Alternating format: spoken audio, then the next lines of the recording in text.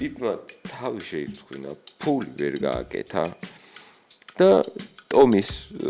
ასპინალის სიტყვები ასულა, რომ ისე გაუშვებ UFC-დან, რომ არც ვეჭუბებია. მე პირადად ჯონს რო წაეგო, მე ყოველთვის ვიტყოდი იმ არგუმენტს, რომ იცი რა, ჯონსმა კი წააგო, მაგრამ heavyweight-ი არ არის, ასპინალი heavyweight-ია, თან ახალგაზრდა არის. მაგიტომ ვაფასებ კონორ მაკგრეგორს, რაც არ უნდა გიჟი და გადარებული იყოს, ჭუბზე მაგას უარი არ უთქვია არავისთან. ჩვენ როცა ახლა ვამბობთ დეინა ვაითის წასვლის დრო არ და შეიძლება ჰანტერის მოსვლა უკეთესი იყოს, არ ნიშნავს იმას, რომ ამით ჩვენ რაღაცნაირად ვაკნინებ დენას როლს.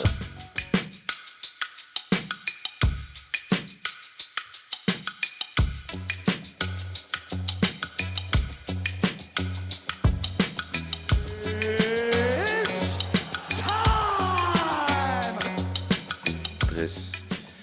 გამთენისას ძალიან მნიშვნელოვანი ინფორმაცია ნანატრის ათაური ბევრისთვის ხო სამწუხაროდ მაქამდე მიიყვანა ამ კაცმა საქმე. მადლობა ყველას ვინც გვიყურებთ. მადლობა ფორდილერ ავტოიმპორტს გვაძლევს იმის საშუალებას რომ ეხა პირდაპირ ეთერში ვიყოთ და ვისაუბროთ საინტერესო ამბებზე. ზუკა როგორ ხარ, როგორ ვცნობ თავს? კარგად.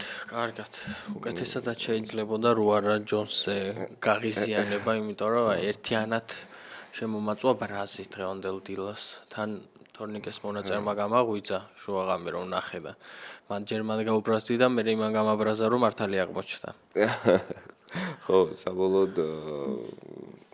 პრობლემა რა შემდგომარეობს, იცი რატო გვიშალა ამ კაცმა ნერვები. შეხედეს რაზე ვფიქრობდი და რაზე მეფიქრებოდა ხოლმე. აი დაბრუნდა ხო ჯონ ჯონსი და მოუგო განეს მაგალითად. და მალევე რომ გამოიწვია სტიპე მიოჩიჩი როგორც მძიმე წონის ერთ-ერთი საუკეთესო მებრძოლი, ჰაი-ჰუი და მასთანაც ეჭხუბა, სტიპე მიოჩიჩთან ეჭხუბა და დაიხურა თავზე ქუდი და წასული ხო. ხო, ანუ აი ამ ხელ ამბავი ხო არ ატყდებოდა მაგაზე ხა. ვინ ეჭხუბებოდა ხო მაგას, ვინ მოთხოვდა მას რომ მაინდა-მაინც ახლა გადაუარე და მთელ დივიზიონს მოუგე და არ მგონია რა, მართლა არ მგონია რომ ეგეთი გამოხმაურება ქონოდა. გამოხმაურება ნეგატიური რატო იყო, რომ ტიპი იპრავებდა თავს რაღაც სისულელი არგუმენტებით, როგორიც არის რას მომცემს ასპინალთან გამარჯვება, რას ქვია რას მოგცემს. ყველაზე მაგარ რაღაცას მოგცემს. ჯონ ჯონს რო ასპინალისთვის მოიგო, ხურავდა MMA-ს. ანუ პირველი მებრძოლი იქნებოდა, ვიზეც თავისუფლად ეთყოდი, რომ MMA და ხო და აი მიუხედავად იმისა, რომ ხა ჯონსი მაინც ითვლება დღეს და რა ვიცი ბევრი არგუმენტი არსებობს მიუხედავად იმისა რომ რაღაცა დოზით შეიძლება ყველა არ ვეთანხმებოდეთ ამ ამბავს რომ არის გოუთი. თუმცა აი ამ გოუთობას ძალიან დიდი კითხვის ნიშანი დაუსვა ამ გადაწყვეტილებით მე ესე მიმაჩნია და ასპინალთან ჩხუბის არიდება მაინც და მაინც არ გააჩენდა ამ კითხვებს თუ ყველაფერი იქნებოდა სწორი დროით. დროულობა არის მთავარი ფაქტორი ყველაფერში. დროულად თუ წახვალ, დროულად თუ მოხვალ და ესე შემდეგ და ის რომ არ წავიდა 2 წელი აქეთ უკვე სასაცილო გახდა ეს ასპინალი უკვე სერიოზულადაც აღარ იღება. ეხლა პოსტი დაწერა რომ შენ თქვიო რომ სანამ ისავარო რა ქვია undisputed ჩემპიონი არ ვიქნები, მაგამდე არ მეჩხუბებიო და ეხლა ვარ undisputed ჩემპიონი და მეჩხუბეო რომ წახვედიო. ნუ უკვე აი აღარც ჯეროდა თვითონ და მაგარი ფრაზას თქვა რომ ჯონ ჯონს I will retire him without even fighting. არც მეჩხუბები ისე გაუშვებ MMA-დანო. თან რა იყო იცი რომ ჯონ ჯონსის ნიჭიერება რომელიც აბსოლუტურად კითხვის ნიშნის დაუსმელი იყო როცა light heavyweight-ში იბრძოდა მაინც სულ ბზარავდა ხოლმე ამ რეპუტაციას ხან ვიღაც ქალს დაეჯახებოდა და გაიქცეოდა ხან სტეროიდებზე გამოიჭერდნენ 67 ხან ტაპოლოჯიზე რომ შეხვიდე ჯონ ჯონსის ტაპოლოჯიზე და cancelled ჩხუბების აი მეგობრებო შედით ტაპოლოჯი ჯონ ჯონს ჩაწერეთ და ჩამოსკროლეთ და აი რაოდენობა ჩაშლილი ჩხუბებისა თან რას იძახდა ბიჭო ამე კომპანიმენო რა კომპანიმენო ჯონ ჯონსის გამო გახსოვს გუსტავსონსთან ჩხუბზე რა მოხდა ნანოგრამი თუ რაღაცას რო გაგოიმებდნენ, რომ ნანოგრამი აღმოაჩინესო, ძალიან მცირე რაოდენობა სტეროიდისო და ლას-ვეგასის იმან რა ქვია, კომისიამ დაბრაკა რა. და მთელი ივენთი, ბიჭო, ივენთის გადატანა არ გინდა, გაყიდული ბილეთები, ხალხს პარკინგი აქვს ნაყიდი, სასტუმრო აქვს ნაყიდი,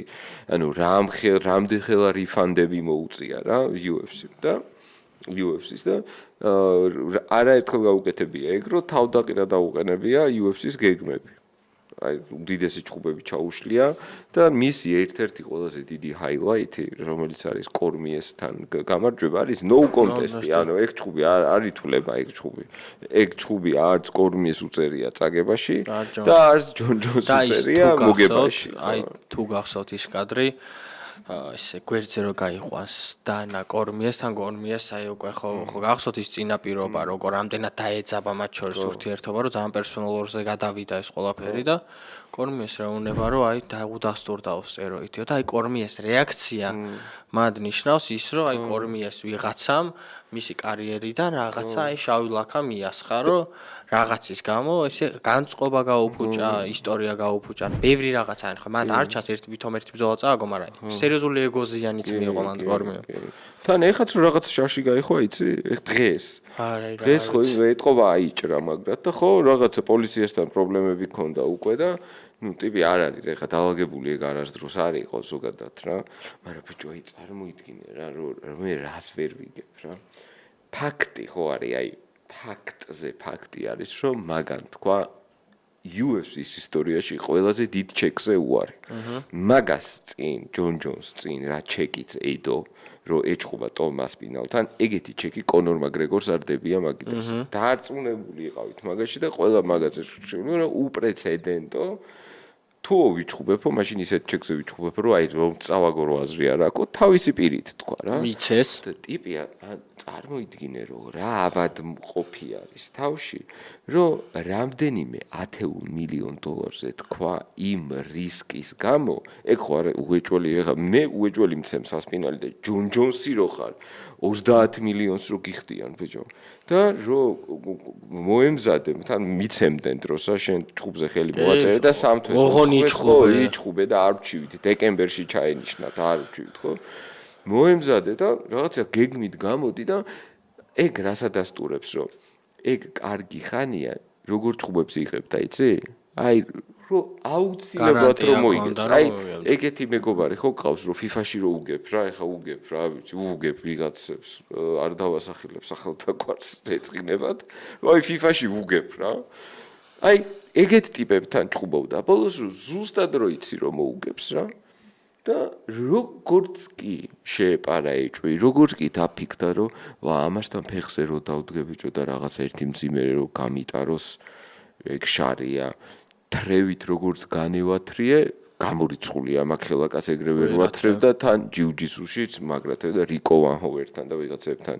კიკბოქსინგს ვარჯიშობს და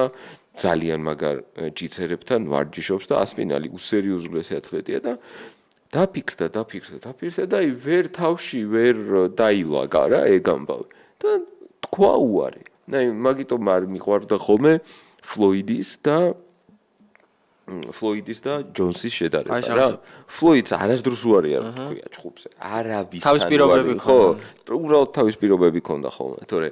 გამხეცებულ მაიდანასთან იჭუბა პაკიაოსთანაც იჭუბა კანელოსთან იჭუბა და კასტილიოებთან და ყველასთან იჭუბა ანუ ასე რომ ტიპს შეეძლო თან რა არის რომ აი ხა ჯონ ჯონს რო იჭუბა და თქვათ წაეგო ეგ უფრო დააკნინებდა ჯონ ჯონს თუ ეხა რა წააკეთე აი ეხა უნდა მეთქვა ეგ არგუმენტი რომ ჩემთვის აი პირობითად GSP მიმაჩნია მე ერთ-ერთ greatest goat-ად UFC-ს. აი მეცერასთან რო წააგო.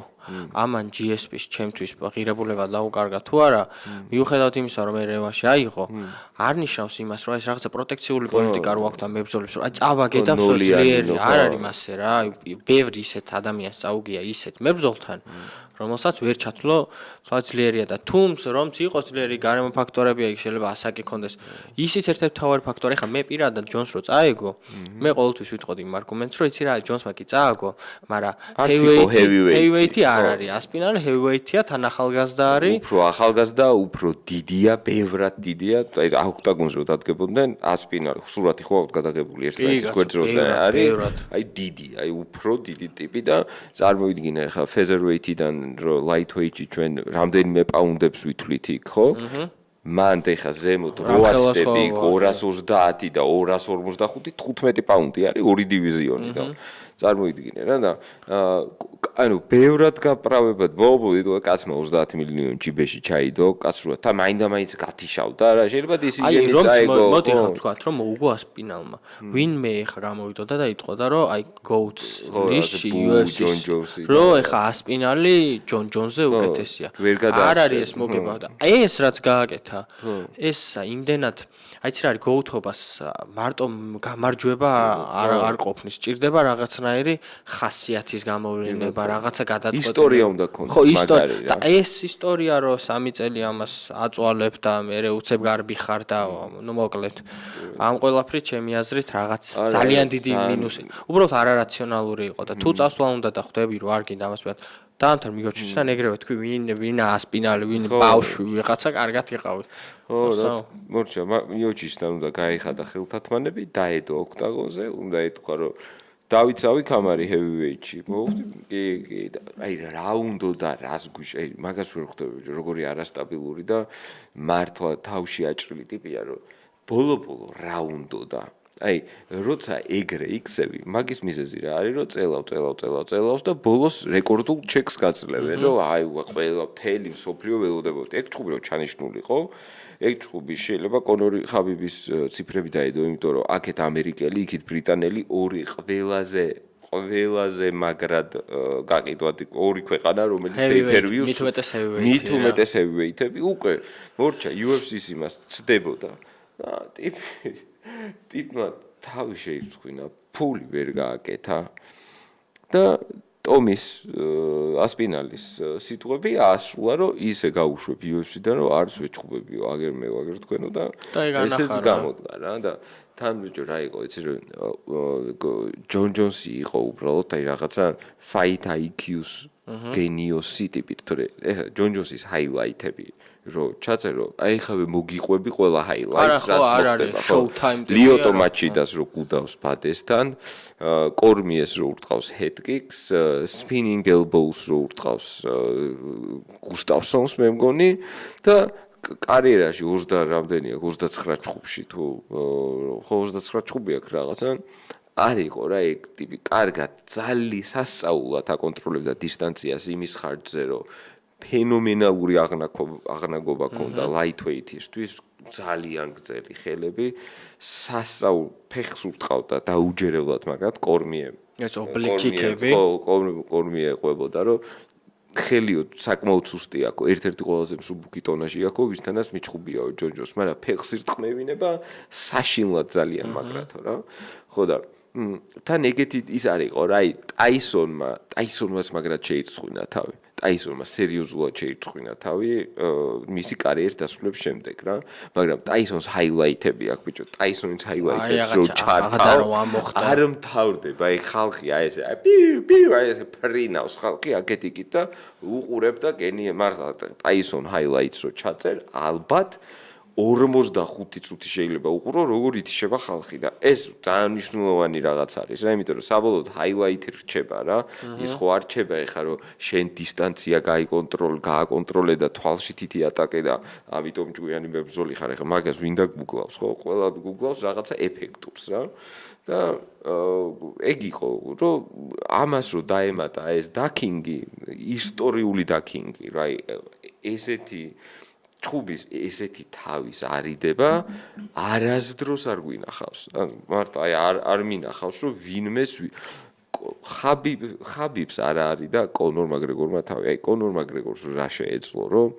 მეივეზერთან რო ეჩხუბა, ხაბიბზე რო რამეს ეთქოდნენ, ეგ რომელიაო მართლა ციო ესე რო ეპასუხა, არ ვიცი, შეიძლება ისე გაეტარებინა, ასულიყო ველტერვეიჩი ეჩხუბა ნეიდიეს და ხო, აი რაც სხვა იგივე ექნა და მარჩევანა. გაიო ეთქვა. ეს კამარი კონორი კამარზე დიდი იყო. წამოდი ნეიდ მესამე ვიჩხუბდოთ 77-ში, ეგ კავბოისთან იჩხუბობდა 77-ში. მერე იქ რა ვიცი, ალდოს რემატჩი შეეძლოთ რომ ჩაეტარებინათ. აი ესე მოივლი და კონორა და მაგიტომ ვაფასებ კონორ მაგრეგორს, რაც არ უნდა გიჟი და გადარებული იყოს, ჩხუბზე მაგას უარი არ უთქვია არავისთან. ნეიდ დიასთან, როცა პირველად წააგო და გატყდა, ხო? აი ფაქტიურად პირველად რა შუაში იყო, ეხლა წამედგინე UFC რა მდგომარეობაში იყო, რომ featherweight-ი კონორ მაგრეგორს იწევს lightweight-ი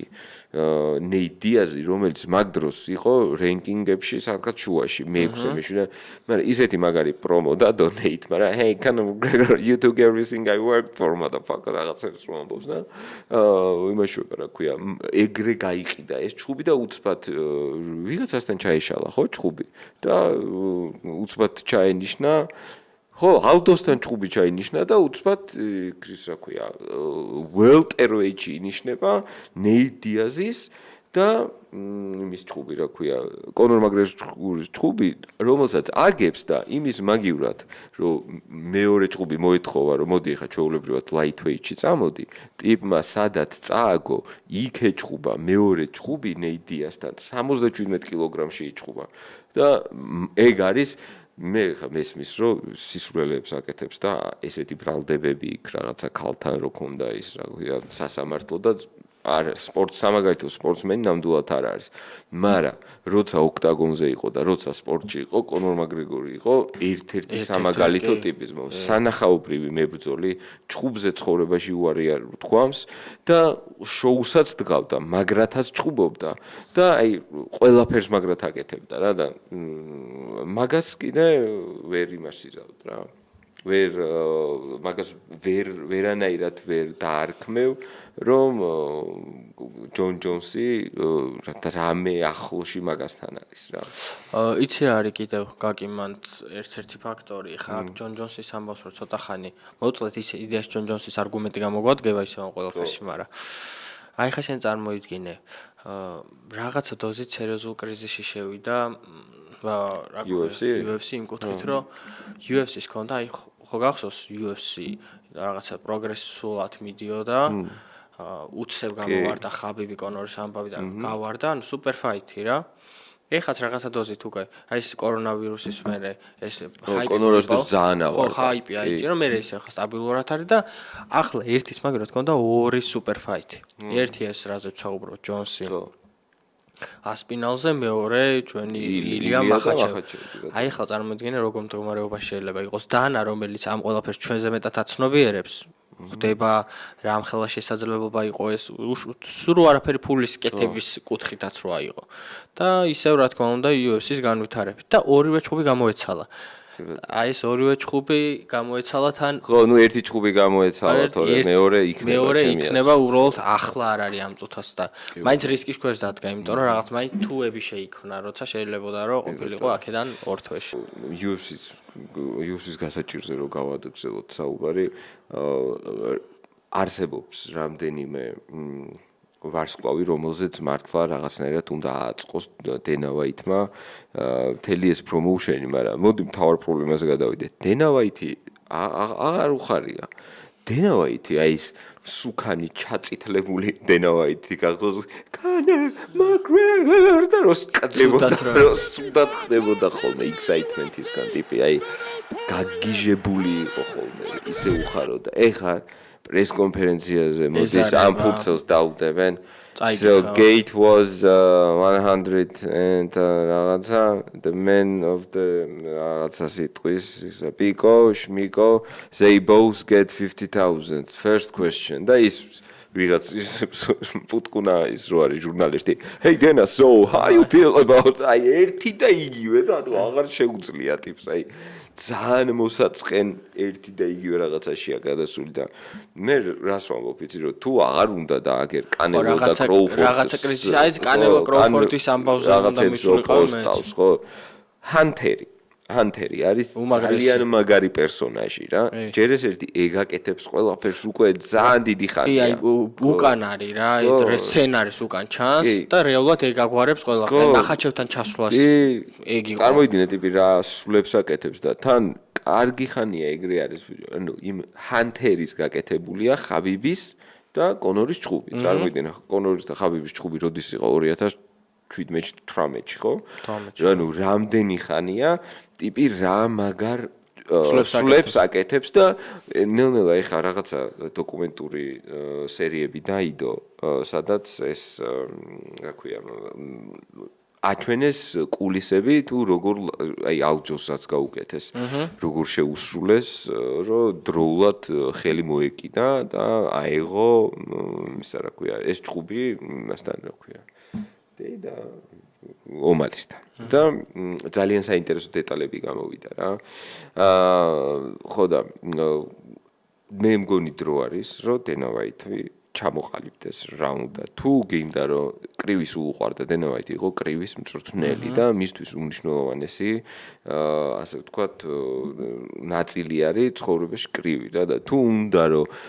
აღარ ზდიოს ამ რაღაცა no name MMA-ის მებრძოლებს და უნდა რომ როგორი ჭუბები გააკეთოს იცი რაიან გარსია ჯერვონტა დევისი და როცა მატჩმეიკერი ხარ ეგ ძალიან დიდი ჭუბებია რა წარმოიდგინე იმაში რა ქვია MGM Grand-ში რომ ატარებ ჭუბს იმაზე ჯერვონტა დევისი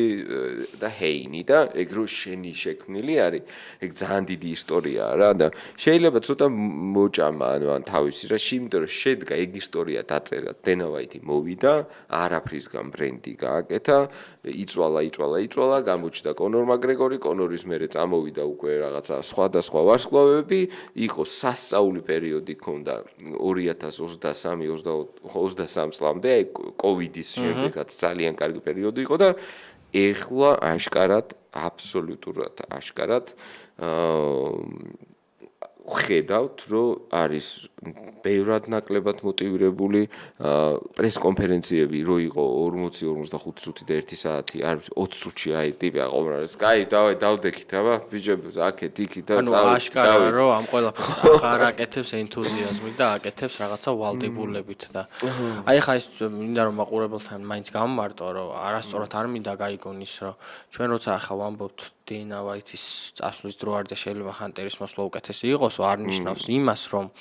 ამით ჩვენ რაღაცნაირად ვაკნინებ დენას როლს აი დენას როლი არის შექმნილი ხო აი პირდაპირ შეგვიძლია ვთქვათ რომ ეხლა მე და შენ რომ ამ პოდკასტში ვზივართ და ვსაუბრობთ რაღაცა დოზით კი არა უმეტესი დოზით არის დენას დამსახურება უბრალოდ ისევ დროულობას უნდა დაუბრუნდეთ აი ჯონსის წასვლასაც თავის დრო რო ქონოდა არც ეგ იქნებოდა ეგეც ცუდი და როდესაც დენა ეხა ინვესტიცია ძალიან დიდი აქვს, ინვესტორი არის ერთ-ერთი დიდი და მეწილეც არის UFC-ს. ფინანსური კუთხით ყველაფერი დაალაგებული აქვს. თან აშკარაა რომ ამ თურქისთან ურთიერთობას მოწონს და აი ამ ენთუზიაზმს რასაც გქონს. აი თუ დააკვირდები, აი ის რაღაცა სისულელე შოუ რო გააკეთო, სილას რო არ თქვენ ერთმანეთს. აი მაგ სლეპზე მივხვდი რომ რაღაცა დენას არ ქონდა კარგად. აი იმიტომ რომ ახალ რაღაცა მიზეზებს ის ქონდეს ენთუზიაზმი ისევ კომპანიაში და აი ხა რო კრივზე გადადის ეგ მიუხედავთ იმისა რომ ამდენი ადამიანია ჩართული და მსოფლიო მასშტაბის სპორტია რეალურად ერთ ხელმძღვანელ ადამიანზე ძალიან ბევრი რაღაცაა დამოკიდებული რა როგორი ტიპი იყო იცი დენა ვაითი იყო აი უდაოდ ნომერ პირველი პრომოუტერი და მატჩმეიკერი იყო რა პრომოუტერი უბრალოდ მატჩმეიკერი კიდე სხვა რამე არის ხო ანუ ტიპი დადიოდა ყველა ივენტზე ნებისმიერ მასე პრესკონფერენციას ესწრებოდა ჩადიოდა რაღაცა დენა ვაით რამდენი შოუ ქონდა თავისი სახელობის სადაც ეძებდა სადაც მერაბი იპოვა მაგალითად კონტენდენსერიები და თაფიც ასევე დენას ერთ იდეა იყო რა და ძალიან ბევრ შრომობდა და აი ის მართლა ოქროს წრები, როცა აი რიბოკიც კი არისო UFC-ში და ყველას თავისი შორტი ეცვა და რიბოკი სადღაც 2016-ში გამოჩნდა მე მგონი, ხო? აი ეგ იყო ისტორიაში დომ კინგიც არავინ არ არის, არც ედი ჰერნი არავინ არ არის და აი არავინ საერთოდ არავინ არ იყო მაგ ადამიანმა რაც ჩაატარა. უბრალოდ რო აიღოთ ეხა პრეს კონფერენციები თქვენ 2018 წლის დენა ვაითი კი იქ ის არის წონა გომატებული და ვარდისფერი თავით არის, მაგრამ ეს არის შემართული საქმეზე ორიენტირებული კაცი და აქეთ არის გამხდარი აი მაგარ ვიძე დენავაითი, რომელსაც რაღაცა უცნაური წყალი უდევს გვერდზე და აი უცბად ოღონდ მოაყოლა როს რაღაცა და სახში წავიდეს და მეტი არაფერი აღარ უნდა რა. ხო, ეს ენთუზიაზმის ნაკლებობა. მე ფიქრობ რაღაცა დოზით მაგანაც გამოიწვია ის, რომ ეს ორი სუპერ ფაითი არ გამოვიდა ეგრევე. იმიტომ რომ რაღაცნაირად ახერხებდა დენა რა ისეთ ადამიანებს ითანხმებდა თან ისეთ პირობებზე. რომ უბრალოდ მგონია რომ ის დისკომფორტი რომ იქ რომ რაღაცა კომფორტ ზონიდან უწევდა გამოსვლა და იმისთვის რომ ბრძოლაში ამდგარიყო რაღაც მეტი ენერგიის დახარჯვა ჭირდება მგონია რომ იქ აღარ დაიზოგა ენერგია და თქვა რომ აი თუ გინდა თუ არ გინდა კარგად ხო და სამხარ რო ენთუზიაზმი სადაც ქრება მე იქ პრობლემები იქნება რა და ჯეკო გვეკითხება რომ სხვა თემაზე ესაუბარი მაგრამ უთვალთ უპასუხებ რომ დომინიკ კრუს რო ადარებდნენ მე მაგან ჩაიარა ანუ ეგ არც ერთი სერიოზული არც ჟურნალისტი არც ვინმე გავლენიანი ტიპი MMA-ის სამყაროში მერაბ დვალიშვილის გზას და დომინიკ კრუზის გზას აი დამთავრებული ამბავია ეგ მერაბ დვალიშვილი არის ბენთემვეით გოუთი და ეგრო შეიცვალოს ვიღაცას აქვს ნუ ძალიან დიდი გზა გასავლელი რომელსაც უბრალოდ ვერ ვხედავ რომ ვინმე ბენთემვეიტში ისე იდომინიროს როგორც ეს ყველაფერი მოახერხა მერაბ დვალიშვილმა ასე რომ ეგ ჩემი აზრით არასერიოზული ამბავი არის ვინც მაგას ამბობს რომ დომინიკ კრუზი გადაუარა ყველას საერთოდ შეჭამა და აფურთხებს ძლებს მართლა